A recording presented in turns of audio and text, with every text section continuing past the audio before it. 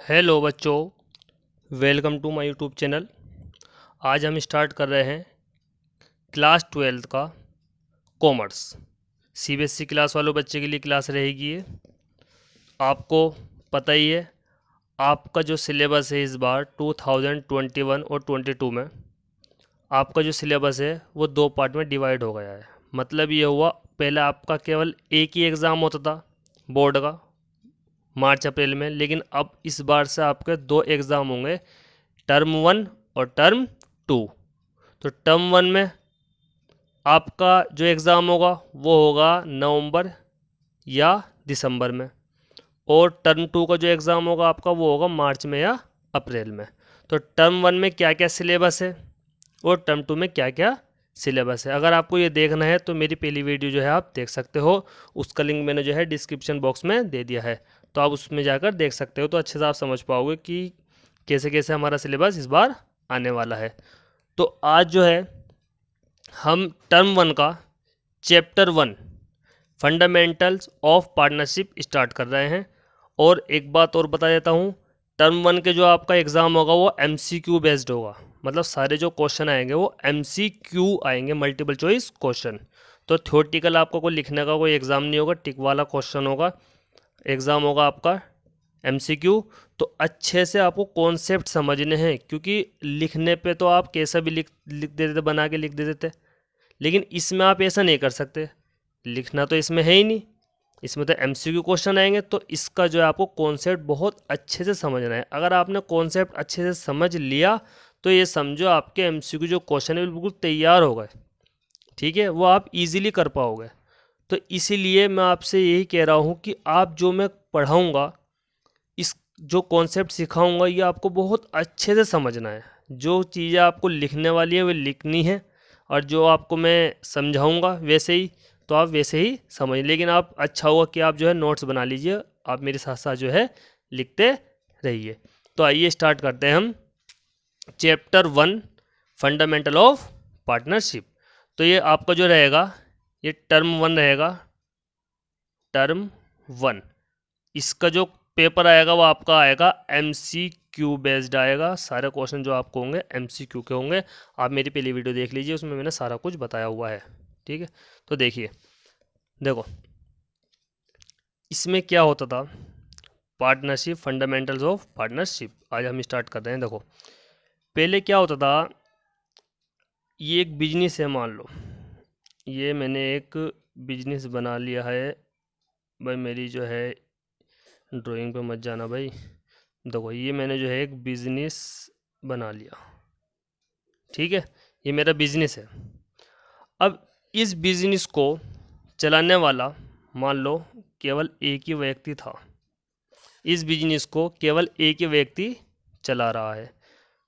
तो इस बिजनेस को जब एक ही व्यक्ति चला रहा है तो इसको क्या बोलेंगे हम, इस फर्म को एक ही व्यक्ति चला रहा है तो इसको बोलते हैं हम प्रोप राइटर। और ये शिप नीचे लिख देता हूँ भाई, जगह कम रहेगा। प्रोपराइटर शिप बोलते हैं। जब बिजनेस को केवल एक बंदा चलाता है, एक व्यक्ति चलाता है, तो उसे बोलते हैं हम प्रोपराइटर शिप। ठीक है, तो इसमें क्या होता था, एक आदमी छोटा मोटा बिजनेस तो कर सकता है, ठीक है, वो कोई बड़ा बिजनेस नहीं कर पाता। क्यों? उसकी वजह है, उसकी वजह यह है, एक तो उस पर जो कैपिटल होती है वो लिमिटेड होती है। जो अपने बिजनेस में लगाने के लिए जो उस पर पैसा होता है वो कम होता है। मतलब लिमिटेड, एक लिमिट होती है उसकी, जितना उस पर होगा वो उतना ही लगा सकता है। तो एक तो प्रॉब्लम ये है कि उस पर कैपिटल कम है। तो एक तो उसको क्या प्रॉब्लम होती है कि उसकी जो कैपिटल है वो एक लिमिटेड होती है। ठीक है, दूसरा क्या, मैनेजमेंट। मैनेजमेंट एक प्रॉब्लम है, क्या, मैनेजमेंट नहीं होता उसका। मतलब अकेला सब कुछ खुद ही करता है वो, कोई मैनेजमेंट नहीं है। और इसमें तीसरा जो है आपका वो है रिस्क। क्या है, रिस्क। तो तीसरा होता है क्या जी, रिस्क। तो रिस्क ज़्यादा होता है, अकेले बंदे को रिस्क भी ज़्यादा होता है, लेकिन इससे एक फ़ायदा भी होता है, क्या प्रॉफिट। भाई प्रॉफिट तो भाई उसको अकेले को ही मिलेगा, दूसरे तो कोई बंदा है ही नहीं यहाँ पर लेने वाला। तो इसमें देखो, अगर एक व्यक्ति किसी बिजनेस को चलाता है तो अकेले व्यक्ति को बिजनेस चलाने के लिए कुछ परेशानियां होती हैं। मतलब छोटा बिजनेस तो कर सकता है लेकिन वो बड़ा बिजनेस नहीं कर सकता, क्योंकि उसकी वजह होती है बड़ा बिजनेस ना करने की। एक तो क्या, उस पर जो कैपिटल होती है जिसमें वो अपनी पैसों को जो बिजनेस में लगाता है, वो कैपिटल क्या होती है, कम होती है या लिमिटेड होती है। ठीक है, जितनी उस पर होती है वो उतने ही उससे बिजनेस कर सकता है। एक मैनेजमेंट, मैनेजमेंट मतलब वो सारा कुछ खुद ही कर पाएगा, कोई मैनेजमेंट नहीं है। रिस्क, भाई रिस्क भी उससे ज़्यादा होगा क्योंकि अकेला बंदा है। भाई रिस्क जो होगा केवल एक ही बंदे को होगा, उसी को ही होगा जो उसका ओनर है। और एक क्या, प्रॉफिट। यहाँ इसका फ़ायदा है। प्रॉफिट में क्यों फ़ायदा है, क्योंकि उसको अकेले को मिलेगा, कोई इसका पार्टनर वगैरह तो है नहीं, तो इसको अकेले को क्या मिलेगा, प्रॉफिट मिलेगा। तो ये इसका क्या होता है, इसका मालिक ये ओनर होता है। भाई क्या होता है, ओनर होता है। किसका होता है, इस बिजनेस का। तो इसमें क्या देखा हमने, एक व्यक्ति इस पूरे बिजनेस को चला रहा है तो उसको बोलते हैं प्रोप्राइटरशिप। ये इसका ओनर है। अब ये कोई बड़ा बिजनेस नहीं कर सकता, जितना इस पे पैसा है वो उससे ही बिजनेस कर सकता है। उसकी वजह क्या है, बड़ा बिजनेस क्यों नहीं कर सकता, क्योंकि उसके पास कैपिटल लिमिटेड होती है, मैनेजमेंट की कमी होती है क्योंकि मैनेजमेंट तो होता ही नहीं, रिस्क ज़्यादा होता है। लेकिन यह एक फ़ायदा भी है, क्या, प्रॉफिट उसे ही मिलेगा, किसे, ओनर को। यहाँ से एक फ़ायदा होता है किसका, प्रॉफिट का, कि भाई प्रॉफिट तो बस मैं ही लूँगा, दूसरा कोई है ही नहीं प्रॉफिट लेने वाला। तो इसमें क्या होता था, ये जो इतनी आपने बातें सीखी है, ये आपने 11वीं क्लास में आपने इसकी अकाउंटिंग की। इसकी अकाउंटिंग आपने जो की वो किस में की, 11वीं क्लास में। तो आपको अगर याद होगा 11वीं क्लास में आप क्या क्या बनाते थे, एक तो बनाते थे आप ट्रेडिंग अकाउंट, याद आया कुछ, ट्रेडिंग अकाउंट बनाते थे। और एक क्या बनाते थे, प्रॉफिट एंड लॉस अकाउंट बनाते थे, और एक बैलेंस शीट। तो ये जो इतना काम था जो मैंने बताया आपसे, ये किसका था, ये था 11वीं क्लास का। किसका था भाई, ये 11वीं क्लास। और आप अब आ गए बड़ी क्लास में, 12th क्लास में, तो कुछ बड़ा करना पड़ेगा। पहले बिजनेस छोटा सा था, अब जो आपको बिजनेस बढ़ाना पड़ेगा। तो इसमें क्या हुआ, पहले बिजनेस था आपका, अब क्या हुआ, अब आप आ गए किस क्लास में, 12th क्लास में। तो आपने क्या किया भाई, अपना बिजनेस जो है देखो ये बड़ा कर लिया। अब मैंने आपको इसमें एक बात बताई थी कि भाई बड़े बिजनेस करने के लिए तो एक व्यक्ति मतलब बड़ा बिजनेस कर नहीं सकता, तो वो क्या करेगा, वो इसमें और लोगों को जोड़ेगा। पहले तो ये अकेला था इसका मालिक इस बिजनेस का, अब वो क्या करेगा, इसमें और लोगों को भी जोड़ेगा इस बिजनेस में। ये बिजनेस जो है अब देखो बड़ा हो गया भाई, ये हो गया नहीं हो गया। अब क्या होगा, अब इसमें और लोगों को भी क्या करेगा, इसमें जोड़ेगा। देखो एक ये आ गया, एक ये रहा, एक ये रहा, एक ये रहा, मतलब बहुत सारे जितने भी बनाना चाहे वो पार्टनर बना सकता है इसमें, और जितने व्यक्ति को जोड़ना चाहता है जोड़ सकता है। तो अब देखो पहले एक व्यक्ति था चलाने वाला, छोटा बिजनेस था, अब उनने क्या करा, काम बढ़ा लिया। अब जैसे काम उसने बढ़ाया तो क्या करा, उसने जो है अपने जो उसके यार दोस्त थे या उसका भाई था, अब उसने क्या करा, उस बिजनेस में और लोगों को लगा लिया। अब यही क्या कहलाती है, यही कहलाती है पार्टनरशिप। क्या कहलाती है, पार्टनरशिप कहलाती है। ठीक है, तो यही कहलाती है पार्टनरशिप। तो अब इसमें देखो बिजनेस बड़ा हो गया, पार्टनर भी बढ़ गए। ठीक है, अब अकाउंटिंग का काम भी तो बढ़ा है भाई।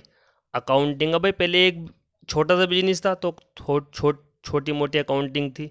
अब क्या हुआ, बिजनेस बड़ा हो गया तो क्या हुआ, अकाउंटिंग का काम भी बहुत बढ़ गया। तो इसमें देखो क्या क्या फ़ायदा होगा। इसमें तो थोड़ी थोड़ी ये प्रॉब्लम थी, कैपिटल की प्रॉब्लम थी, मैनेजमेंट की थी, रिस्क की थी, इसमें थोड़ा फ़ायदा था किसमें, प्रॉफिट में। अब यहाँ देखो बड़ा बिजनेस बढ़ाकर, बिजनेस बड़ा करके और थोड़े जो है उसमें लोगों को जोड़कर अब क्या क्या फ़ायदा हुआ। देखो क्यों बिजनेस बड़ा हुआ, इसकी वजह क्या है। देखो इसमें क्या होगा, कैपिटल क्या हुआ, जब तुम लोगों को इसमें जोड़ोगे तो क्या होगी, कैपिटल ऊपर जाएगी, कैपिटल बढ़ी। भाई पहले एक व्यक्ति लगा रहा था इसमें कैपिटल, अब जो है चार चार लगा रहे तो क्या हुआ, कैपिटल बढ़ेगी, तो इसलिए बिजनेस बढ़ा। इसमें क्या होगा, इसमें मैनेजमेंट की भी आवश्यकता होगी भाई, है भाई। भाई लोगों से काम करवाने के लिए मैनेजमेंट चाहिए नहीं चाहिए, है भाई। जिन लोगों से हमें काम करवाना है वहाँ तो अकेला कर रहा था, अब यहाँ पे काम बढ़ गया तो अकाउंटिंग बढ़ गई, तो मैनेजमेंट की भी आवश्यकता होगी। और दूसरा क्या, रिस्क क्या हो गया, इसमें रिस्क कम हो गया, मैनेजमेंट भी बढ़ गया और रिस्क क्या हो गया, कम हो गया, नीचे पहुंच गया। क्यों, पहले अकेलों को रिस्क था, अब क्या होगा, अब इन चारों को रिस्क उतना ही उतना होगा, तो अकेले का रिस्क तो कम हो गया, पहले रिस्क अकेले पे था अब चारों पे है। फिर इसके बाद प्रॉफिट, प्रॉफिट में क्या हो गया, प्रॉफिट में पहले अब नुकसान सा नज़र आ रहा होगा आपको। क्यों भाई, पहले अकेला प्रॉफिट कमाने वाला था वो, अब चारों में बटेगा वो प्रॉफिट। लेकिन ऐसा नहीं है, जब बिजनेस बढ़ा तो प्रॉफिट तो बढ़ा होगा, है भाई। तो ये समझो प्रॉफिट भी बढ़ा आपका, ठीक है।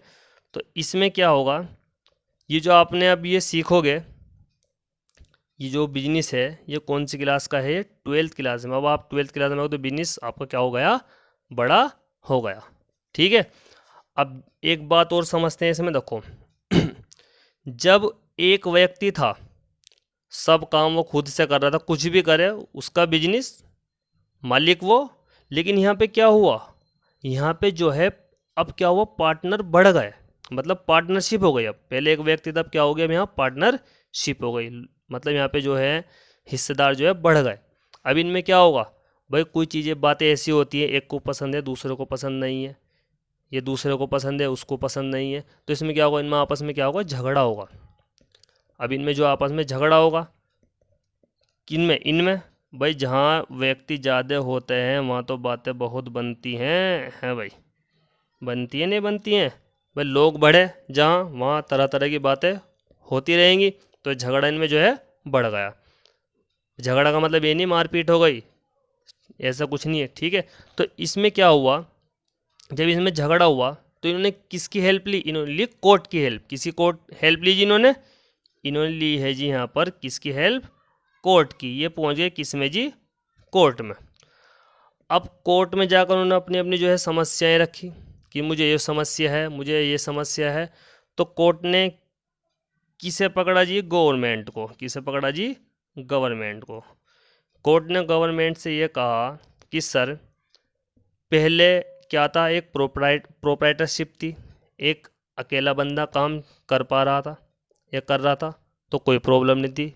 लेकिन अब जो है उसमें जो पार्टनर हैं वे बढ़ गए, वो पार्टनरशिप हो गई, तो क्या हुआ, उनमें झगड़े भी होंगे, हो गए नहीं होंगे। तो इसके लिए आप इनके लिए कुछ कानून बनाओ, पार्टनरशिप के लिए क्या बनाओ, एक कानून बनाओ। तो गवर्नमेंट ने कहा चलो भाई ये बात भी ठीक है, क्योंकि पहले तो प्रोप्राइटरशिप थी और अब जो है पार्टनरशिप हो गई वो, अब 12th क्लास में आ गए हम। तो कोर्ट ने क्या कहा, ठीक है हम जो है इसके लिए क्या बनाते हैं, एक नियम बनाते हैं, कानून बनाते हैं। इसके लिए क्या बनाते हैं, कानून बनाते हैं। तो कानून बनाने के लिए सरकार ने एक कानून बनाया। कानून को जो रूल्स होते हैं भाई, जो रूल्स होते हैं वो सारे जो है किसने तैयार किए, गवर्नमेंट ने। जिसे हम बोलते हैं, इसे हम लॉ भी बोल सकते हैं या इसे हम एक्ट भी बोल सकते हैं। तो वो जो रूल है भाई, वो जो लॉ है या वो जो एक्ट है वो क्या कहलाता है, partnership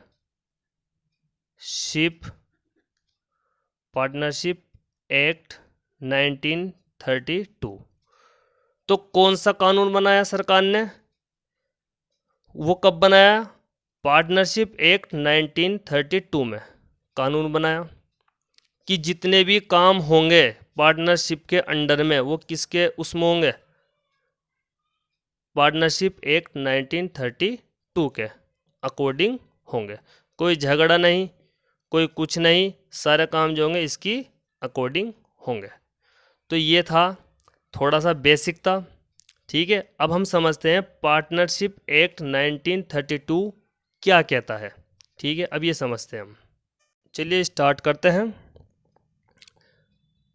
according to section 4 of Indian partnership act 1932, देखो, पार्टनरशिप के जितने भी नियम कानून में पहले ही बना दिए गए सरकार के द्वारा। कब बनाए गए ये?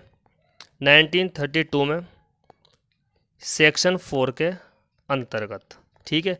अब जितने भी पार्टनरशिप में जितना भी काम होगा, जो भी काम होंगे वे किसके अंतर्गत होंगे? जो भी इसमें नियम कानून जो पहले ही बना दिए गए, इससे बाहर कोई काम नहीं होगा। तो समझते हैं पार्टनरशिप एक्ट 1932 क्या कहता है। देखो, partnership is the relation between, partnership क्या है? पार्टनरशिप एक रिलेशन है, संबंध है। पार्टनरशिप एक रिश्ता है बिटवीन पर्सन, कुछ लोगों के बीच। Who have agreed, who have agreed का मतलब है जिन्होंने यह एग्री किया है to share the profit, profit को क्या करेंगे? शेयर करेंगे। ऑफ ए बिजनेस, किसके प्रॉफिट को शेयर करेंगे? बिजनेस के प्रॉफिट को शेयर करेंगे।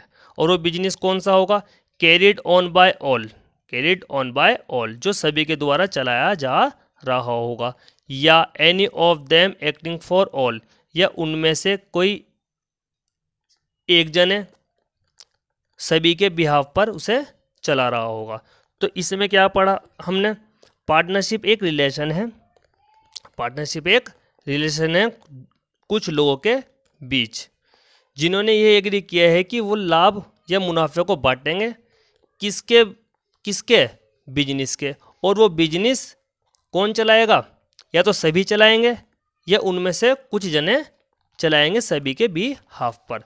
तो इससे जो है हम थोड़ा जो है इसे और अच्छे समझने के लिए तो थोड़ा देखो समझाता हूँ मैं। देखो, इसमें क्या बताया गया, ये आपके मान लो ये पार्टनर हैं, मान लो 3 पार्टनर हैं ए बी सी। ठीक है। ये क्या है? ये बिजनेस है। अब इसमें क्या बताया गया है? देखो, partnership is the relation, partnership जो है ये ए बी सी जो है ये क्या है? एक रिश्तेदार है। मान लो इनके बीच एक रिश्ता हो गया। क्या हो गया? एक रिश्ता हो गया। ठीक है। अब ये क्या करेंगे?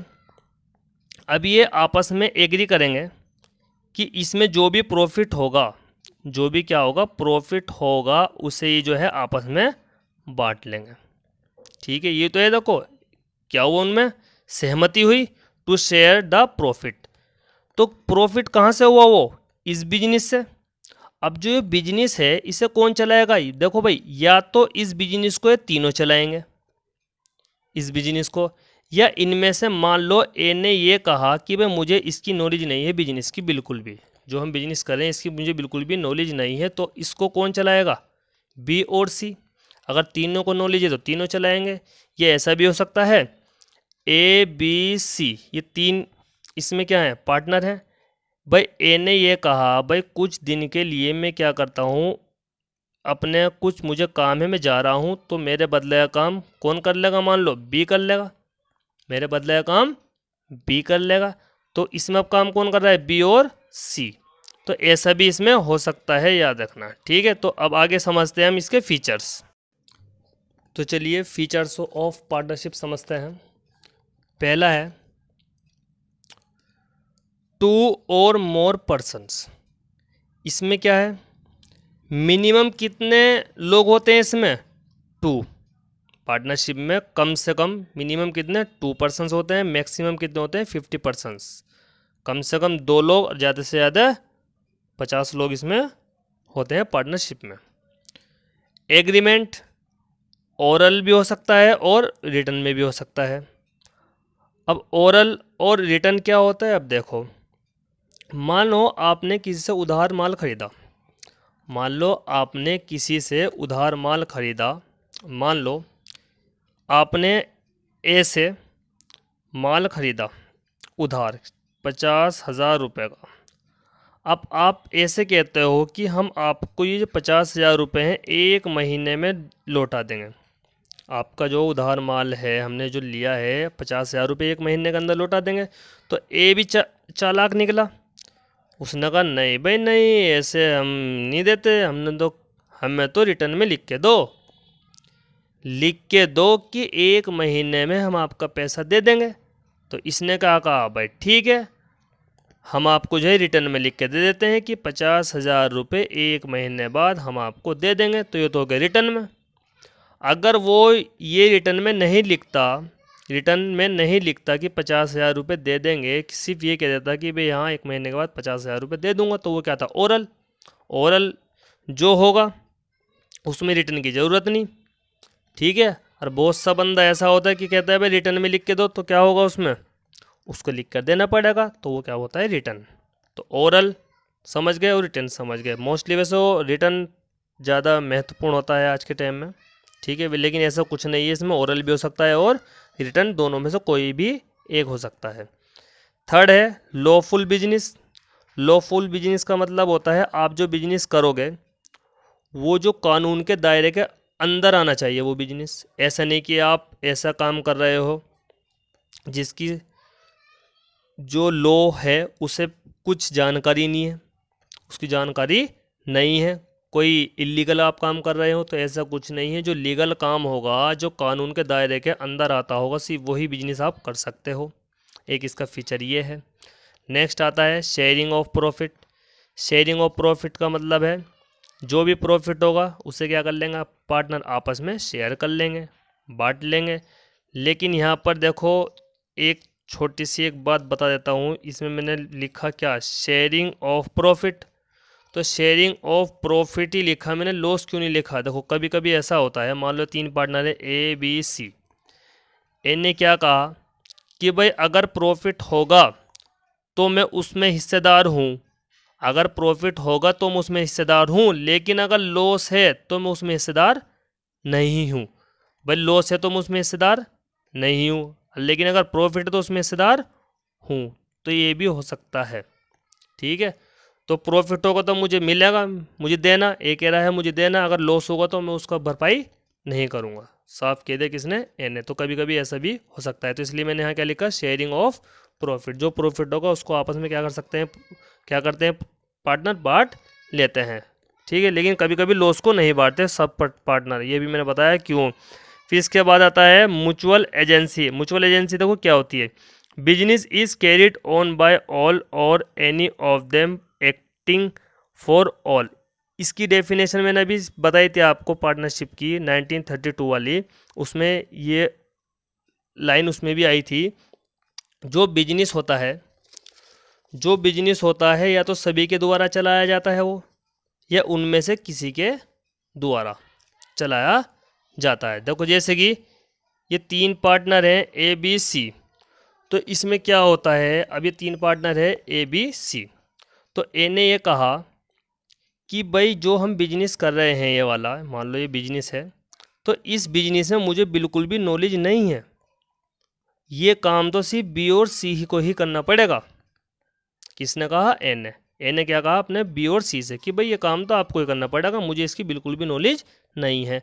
अगर तीनों को नॉलेज है तो तीनों करेंगे। अब इसने, ए ने तो मना कर दिया, तो इसको कौन करेगा काम को, बी और सी। तो इसमें वही बात आ गई, देखो या तो इस बिजनेस को सब चलाएंगे, या कैरिड ऑन बाय ऑल, या एनी वन ऑफ देम, या उनमें से कोई एक चलाएगा, सभी के बिहाफ पर, सभी की सहमति से सभी के बिहाफ पर एक चलाएगा। ये ऐसा भी हो सकता है, ए ने क्या कहा, ए ने ये कहा कि भाई मैं कुछ समय के लिए बाहर जा रहा हूँ, मेरा काम कौन देख लेगा, बी देख लेगा। तो इसमें अब काम कौन कर रहा है, बी और सी कर रहा है इसमें भी, तो ऐसा भी हो सकता है। तो ये थे इसके फीचर्स, किसके, पार्टनरशिप के, ये थे फीचर्स। तो इसके बाद आते हैं हम राइट्स ऑफ पार्टनर क्या होते हैं। देखो राइट ऑफ पार्टनर्स क्या होता है वो समझते हैं। देखो हमने फीचर्स तो इसके देख लिए हमने, अब इसके राइट ऑफ पार्टनर देखते हैं। देखो क्या होते हैं, देखो पहला है to share profit to agreed ratio. इसने क्या कहा, to share profit to agreed ratio का मतलब होता है पार्टनर्स का अधिकार है कि वो प्रॉफिट को एग्रीड रेशो में बांटे। जो भी उनके बीच जो भी सहमति हुई थी कि भाई हम इतने इतने रेशो में प्रॉफिट बांटेंगे, तो ये अधिकार है उसी रेशो में क्या करेंगे, वो प्रॉफिट बांटेंगे जिस रेशो में वे एग्री हुए थे। ठीक है, नेक्स्ट है to take part in the conduct of business. इसका मतलब है वो बिजनेस, क्या है इसका मतलब, वो बिजनेस के कामकाज में हिस्सा ले सके। मतलब कोई भी पार्टनर है उस बिजनेस के कामकाज में, किसी भी कामकाज में हिस्सा ले सकता है कोई भी पार्टनर, ठीक है। थर्ड है राइट टू बी कंसल्टेड। इसका मतलब ये है बिजनेस में कोई भी अगर डिसीज़न लिया जाएगा तो सभी की सलाह से लिया जाएगा। मान लो मैं ए हूँ और बी और सी पार्टनर और हैं, अगर हमारे बीच में कोई भी सलाह मशवरा होगा, कोई भी डिसीजन लिया जाएगा तो मुझे ज़रूर पूछेंगे कि ए तुम्हारा क्या ख्याल है, हम इसमें ये डिसीज़न ले रहे हैं, ठीक है। तो इसमें याद रखना अगर कोई भी डिसीज़न लिया जाएगा तो तीनों की ही सहमति से लिया जाएगा, उसमें तीनों ही इन्वॉल्व होंगे, ठीक है। ये जितने भी पार्टनर हैं सभी। नेक्स्ट है right to inspect the books of accounts. इसका मतलब ये है बिजनेस में सभी पार्टनर्स को यह अधिकार है कि वो बुक्स ऑफ अकाउंट्स चेक कर सकता है या उसकी जांच पड़ताल कर सकता है। कोई भी पार्टनर है जो बुक्स ऑफ अकाउंट्स होती हैं, जो बुक्स होती हैं उस पार्टनरशिप अकाउंट की जो भी बुक्स होती हैं वो चेक कर सकता है कोई भी पार्टनर, ये उसका राइट होता है, ठीक है। To retire from firm. कोई भी पार्टनर फर्म छोड़कर जा सकता है, उसमें कोई वो नहीं है बात, ठीक है। अगर पार्टनर चाह रहा है कि वो फर्म छोड़ना चाहता है तो छोड़ सकता है, उसका राइट है, ठीक है। 6 है to disallowed admission of new partner. इसका मतलब ये है कोई भी अगर अगर नया साझेदार इस फर्म के साथ अगर जुड़ना चाहता है, क्या वो जुड़ सकता है? तो आइए थोड़ा इसे अच्छे से समझते हैं। देखो यहाँ पर मान लो ये 3 पार्टनर हैं ए बी सी। कितने पार्टनर है जी? ये 3 पार्टनर हैं, एक तो है ए, एक है बी और एक है सी। मान लो बी सी ने क्या किया, आपस में बात की कि भाई डी को भी पार्टनर बना लो। किसे? डी को भी। किस ने आपस में सलाह करी?